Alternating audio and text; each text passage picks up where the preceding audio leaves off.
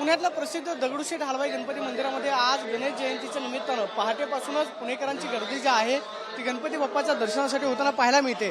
आजच्या दिवसाचा योग म्हणजे गणपती बाप्पाचा जन्मदिवस म्हणून, खरं तर जयंती म्हणून संपूर्ण राज्यभरामध्ये जो आहे तो गणेश जयंती जी आहे ती साजरी केली जाते।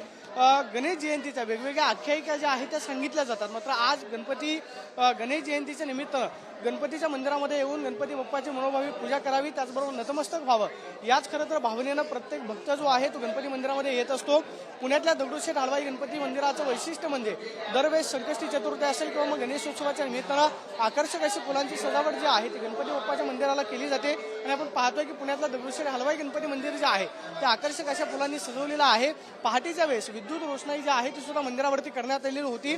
मात्र पुणेकरांचे श्रद्धास्थान म्हणून दगडूशेठ हलवाई गणपती बाप्पाच्या मंदिराकडे पाहिलं जातं आणि मोठ्या श्रद्धेनं त्याचबरोबर आस्थेनं सगळे भाविक जे आहेत ते गणपती बाप्पाच्या मंदिरामध्ये येतात आणि बाप्पाकडे आशीर्वाद असेल किंवा बाप्पाचं दर्शन जे आहे ते घेण्यासाठी मोठ्या प्रमाणावरती गर्दी करतात। आज खरं तर पहाटेपासूनच जवळपास 2 किलोमीटरपर्यंत रांग जी आहे ती भाविकांची लागलेली आपल्याला पाहायला मिळते। मात्र दर्शन रांगेची व्यवस्था करूनच या ठिकाणी भाविकांना जे आहे ते गणपती मंदिरामध्ये सोडलं जाते आणि आज गणेश जयंतीचा उत्सव जो आहे तो पुणे शहरामध्ये आपल्याला पाहायला मिळतो आणि पहाटेपासूनच गणेश भक्तांची गर्दी जी आहे ती पुण्यातल्या दगडूशेठ हलवाई गणपती बाप्पाच्या मंदिरामध्ये झालेली आपल्याला पाहायला मिळते।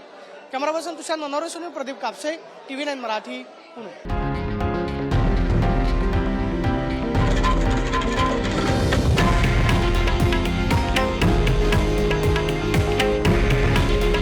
हे आहे देशातील नंबर 1 न्यूज नेटवर्क आणि आपण पाहत आहात TV9 मराठी।